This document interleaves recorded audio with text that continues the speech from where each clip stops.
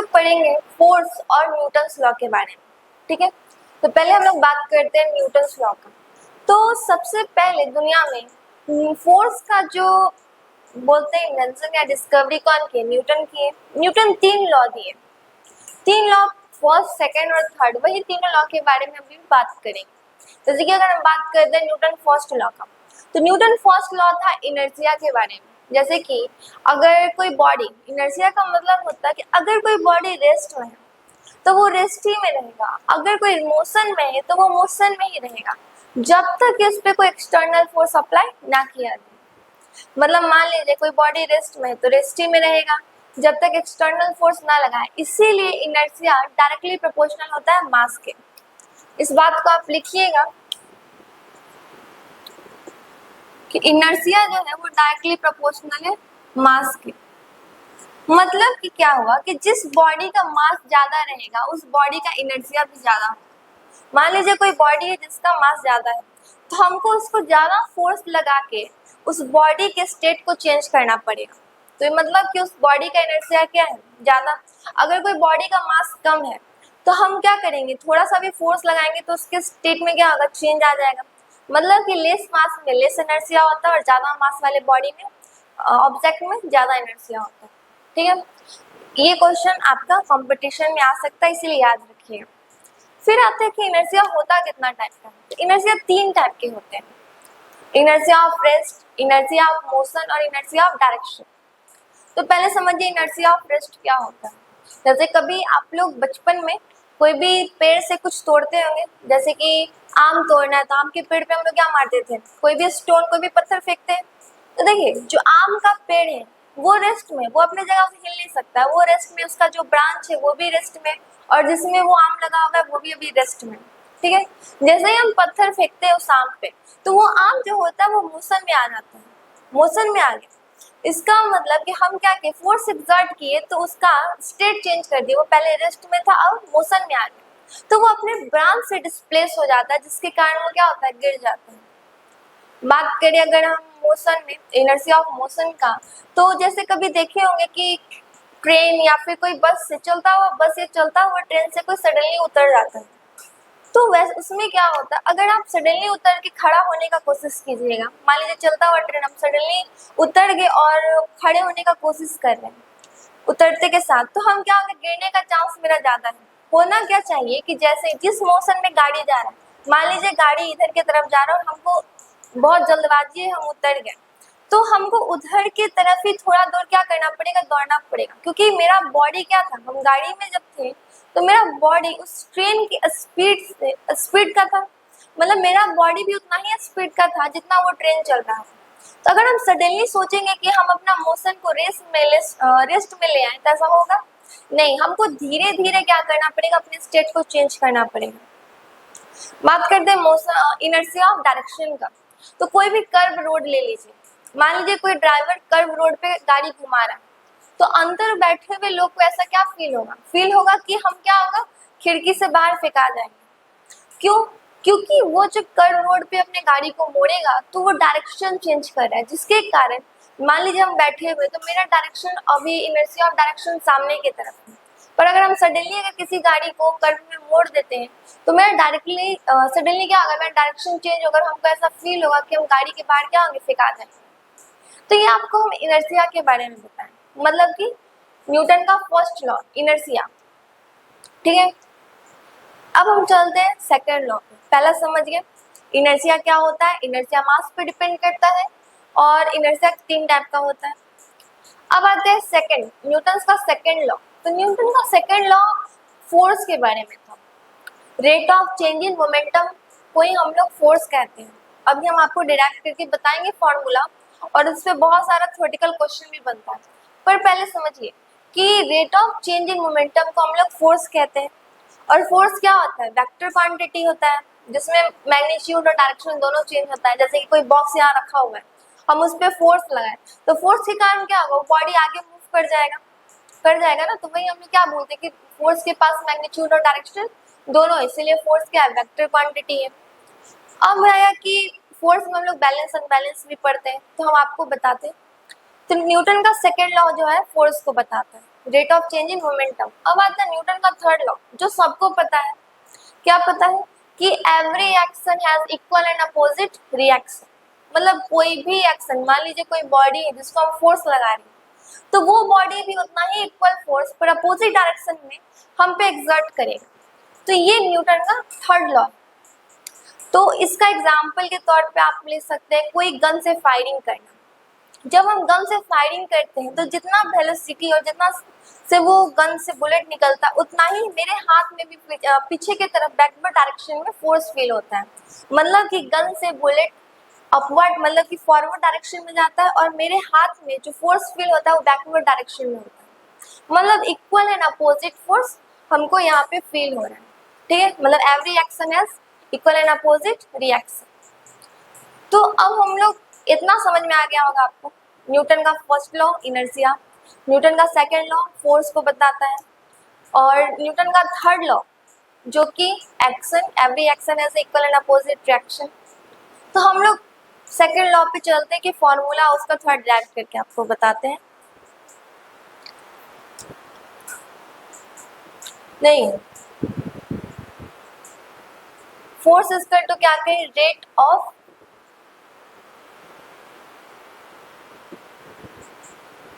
Changing momentum.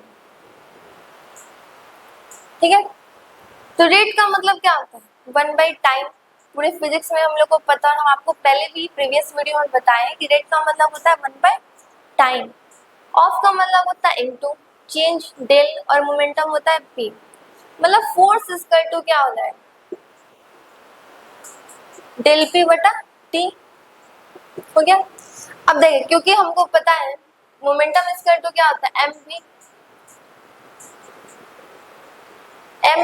M we मतलब कि यहाँ पे ये मास होता है और ये क्या होता है, वेलोसिटी होता है, और ये क्या है, मोमेंटम।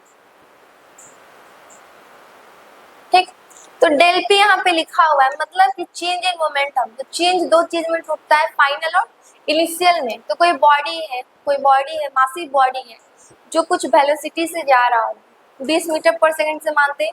अब कुछ समय बाद, कुछ टी टाइम के बाद उसका वेलोसिटी चेंज होकर 40 मीटर पर सेकंड हो गया। मतलब मास वेलोसिटी में चेंज आया पर मास क्या था, सेम। तो हम लोग मोमेंटम को ऐसे लिख सकते हैं,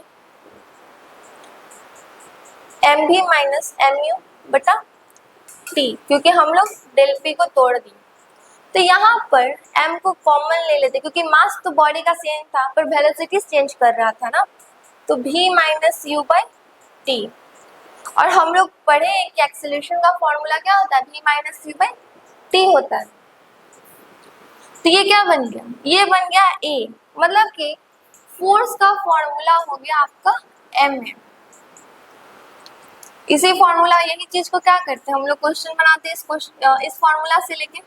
तो उसके साथ साथ हम लोग इस फॉर्मूला को भी याद रखेंगे, क्योंकि ये भी क्वेश्चन बनाने में हेल्प करेगा। ठीक है, ये प्रोसेस भी याद रखेंगे। अब यहाँ पे m क्या है, मास, और a क्या है, एक्सेलरेशन। a क्या है, एक्सेलरेशन।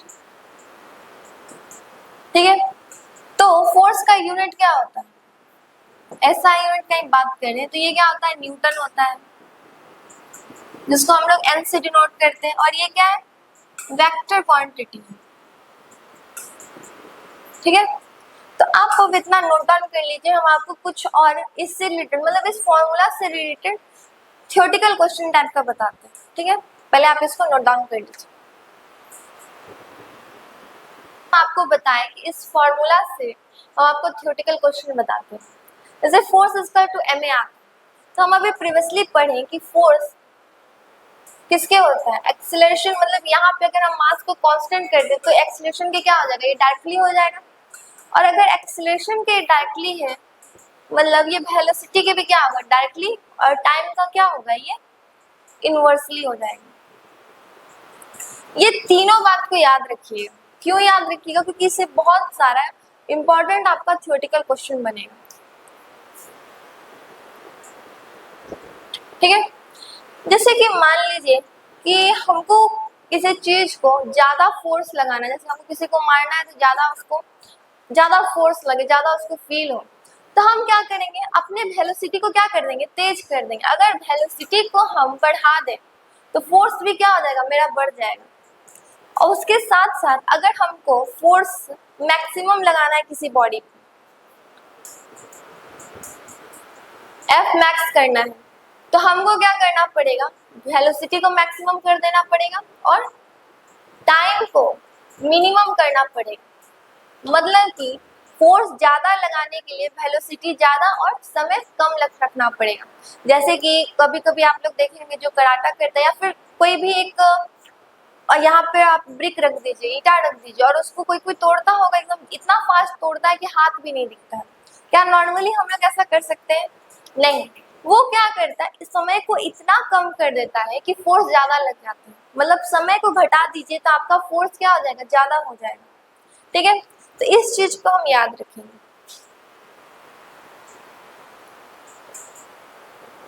अब बात आया कि फोर्स दो टाइप का होता है, एक बैलेंस फोर्स और एक अनबैलेंस फोर्स।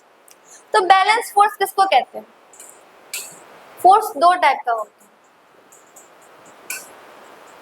बैलेंस फोर्स और अनबैलेंस्ड फोर्स। देखिए, बैलेंस फोर्स किसको कहते हैं, जब बॉडी पे कोई भी बॉडी, कोई भी मासिव बॉडी है, उस पे क्या हो, equal and opposite force exert किया जाए। इक्वल एंड अपोजिट, मान लीजिए कोई यहाँ पे एक ऑब्जेक्ट है, हम भी इधर से 5 न्यूटन से खींच रहे हैं और कोई उधर से भी 5 न्यूटन से खींच रहा है, तो क्या कभी वो बॉडी मूव करेगा? नहीं, क्योंकि उस पे फोर्स क्या हो रहा है, इक्वल एंड अपोजिट लग रहा है। जैसे मान लीजिए इधर से कोई 5 न्यूटन से इस बॉडी को खींच रहा है और इधर से भी 5 न्यूटन से खींच रहा है, तो क्या ये कभी बॉडी मूव करेगा? नहीं। मतलब बैलेंस फोर्स में मोशन, अगर हम बात करें कोई बॉडी मूव करता है तो बॉडी मूव या फिर मोशन नहीं होता। ठीक है, और इसमें क्या होता है, फोर्स इसमें इक्वल एंड अपोजिट फोर्स लगता है। तो equal in magnitude and opposite in direction, यहाँ पे डायरेक्शन और यहाँ पे मैग्नीट्यूड का बात कर रहे हैं। ठीक है, तो मेनली होता क्या है, हम फोर्स एफ नेट निकालते हैं। एफ नेट करने का मतलब फोर्स टोटल निकालते हैं किसी बॉडी पे। तो फोर्स टोटल निकालिएगा तो 5 न्यूटन माइनस 5 न्यूटन क्या हो जाएगा, 0। मतलब बैलेंस फोर्स में एफ नेट जो होता है वो हमेशा 0 होता है, इसीलिए तो बॉडी मूव ही नहीं करता है। ठीक है, ये तो हो गया बैलेंस। जब बात करते हैं अनबैलेंस का, तो अनबैलेंस में क्या होता है कि इक्वल फोर्स नहीं लगता है, इक्वल नहीं अनइक्वल मैग्नीट्यूड का फोर्स लगता है। मतलब कि कोई बॉडी, ठीक है, कोई मासिव बॉडी है जिसको कोई इधर की तरफ 10 न्यूटन से खींच रहा है और कोई उधर की तरफ 5 न्यूटन से खींच रहा है, तो क्या करेगा, बॉडी जिधर ज्यादा फोर्स से खींच रहे हैं उधर की तरफ मूव कर जाएगा। मतलब कि अगर हम इसका एफ नेट निकालें तो 10 न्यूटन माइनस 5 न्यूटन, तो एफ नेट क्या हो जाएगा, 10 न्यूटन माइनस 5 न्यूटन क्या हो गया, 5 न्यूटन हो गया। मतलब कि अनबैलेंस्ड फोर्स में एफ नेट कभी भी 0 नहीं होता है और इसमें बॉडी जो है वो मूव करता है, मतलब इसमें मोशन होता है। ठीक है, ये दोनों बात को हम लोग याद रखेंगे। और इसमें होता क्या है, इसमें अनइक्वल फोर्स, अनइक्वल मैग्नीट्यूड का फोर्स लगता है पर अपोजिट डायरेक्शन। इसमें क्या होता है, अनइक्वल मैग्नीट्यूड में पर अपोजिट डायरेक्शन में फोर्स लगता है। ठीक है, तो ये सारी चीजों को हम क्या करेंगे, याद रखेंगे कि बैलेंस फोर्स में एफ नेट 0 होता है और मोशन नहीं होता है, ये नहीं होता है, और ये इक्वल इन मैग्नीट्यूड और अपोजिट इन डायरेक्शन होता है। पर अनबैलेंस में क्या होता है, एफ नेट 0 कभी नहीं होता है, इसमें मोशन होता है क्योंकि बॉडी क्या होता है, इक्वल मैग्नीट्यूड और अपोजिट डायरेक्शन में फोर्स एक्सर्ट करते हैं हम लोग उस पर। ठीक है, तो ये आपको हम बताएं कि बॉडी फोर्स कितने तरीके से होते हैं, बैलेंस और अनबैलेंस। ठीक है, अब बात है कि हम किसी भी बॉडी पे कितना तरह का फोर्स लगा सकते हैं। तो या तो हम उसको सीधा धक्का दे सकते हैं या तो ऊपर से दबा सकते हैं, एक और तरीके का फोर्स एक्सर्ट कर सकते हैं, तो वो होता है एंगल से फोर्स लगाना। मान लीजिए कोई इस एंगल से इस बॉक्स पे या कोई बॉडी पे फोर्स एक्सर्ट कर रहा है, तो इसमें क्या होगा ना कि आपको कंपोनेंट तोड़ना पड़ेगा। तो कंपोनेंट तोड़ना आपको एक्स और वाई एक्सिस में पड़ेगा। इधर हो जाएगा आपका एक्स एक्सिस और इधर हो जाएगा वाई एक्सिस।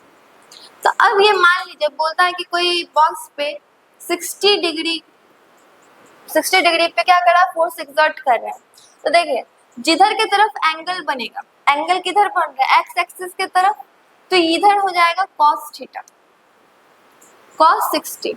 तो कुछ फोर्स, जो फोर्स का ये तो हो गया कि एंगल 60 डिग्री एंगल पे, तो फोर्स मान लीजिए 10 न्यूटन 20 न्यूटन कुछ का लग रहा होगा। तो यहाँ पर फोर्स लग रहा है, मतलब जितना से बॉडी फोर्स, जैसे मान लेते हैं यहाँ पे 100 न्यूटन का फोर्स को एक्सर्ट कर रहा है 60 डिग्री पे इस बॉक्स पे, तो ये बॉडी का एक्स और वाई डायरेक्शन में कंपोनेंट टूटेगा। तो जिधर वो एंगल बनाते हैं उधर होता है cos थीटा और उसका जो उधर वाला साइड होता है उधर होता है sin थीटा। ठीक है, तो यहाँ पे sin 60 और यहाँ पे क्या होगा cos 60। अब क्योंकि ये फोर्स लगा रहा है 100 से, तो यहाँ पे क्या होगा 100 से फोर्स लगा रहा है और cos 60 में टूटा है और इधर हो जाएगा sin 60। तो ये कंपोनेंट का केस आता है। मैक्सिमम कंपटीशन में जो होता है कंपोनेंट, इस टाइप का क्वेश्चन कम ही पूछेगा, फिर भी हम लोग समझते हैं। ठीक है, तो जिधर की तरफ एंगल रहेगा उधर cos थीटा, जिधर नहीं रहेगा उधर sin थीटा चल जाएगा। इतना समझ में आ गया। तो ये न्यूटन का सेकेंड लॉ खत्म हो गया। अगर हम आते हैं न्यूटन के थर्ड लॉ पे, तो न्यूटन का थर्ड लॉ क्या बोलता है कि every action is equal and opposite reaction. मान लीजिए कोई बॉडी है, कोई बॉडी ए, ठीक है, कोई बॉडी ए बॉडी बी पे फोर्स एक्सर्ट कर रहा है F1। फोर्स कितना एक्सर्ट कर रहा है F1, मतलब कोई बॉडी ए है जो बी पे फोर्स लगा रहा है F1। तो बॉडी बी पे क्या करेगा, इक्वल फोर्स लगाएगा, इक्वल इन मैग्नीट्यूड पर अपोजिट इन डायरेक्शन। डायरेक्शन इसका इधर के अपोजिट हुआ ना, इधर के लगा तो इधर की तरफ फोर्स लगेगा। तो opposite in direct opposite force लगेगा, तो यहाँ पर क्या होगा, माइनस हो जाएगा ना, माइनस F2, क्योंकि ये बॉडी बी लगा रहा है इसलिए हम यहाँ पे F2 आपको डिनोट किए। ठीक है, तो क्योंकि इधर के तरफ से यहाँ पे फोर्स, तो ये न्यूटन के थर्ड लॉ को दिखाता है कि every action is equal and opposite reaction. ठीक है, जैसे कि फायरिंग ऑफ गन हो गया, ये सब क्या एग्जांपल हो गया न्यूटन के थर्ड लॉ का। ठीक है, तो अगर आपको कोई भी कंफ्यूजन या फिर कोई भी क्वेश्चन सॉल्व नहीं हो रहा है तो आप कमेंट में उसको कमेंट कर सकते हैं। ठीक है, हम लोग उसका सॉल्यूशन आपको प्रोवाइड करेंगे। आप तब तक इतना नोट डाउन कर लीजिए कॉपी में।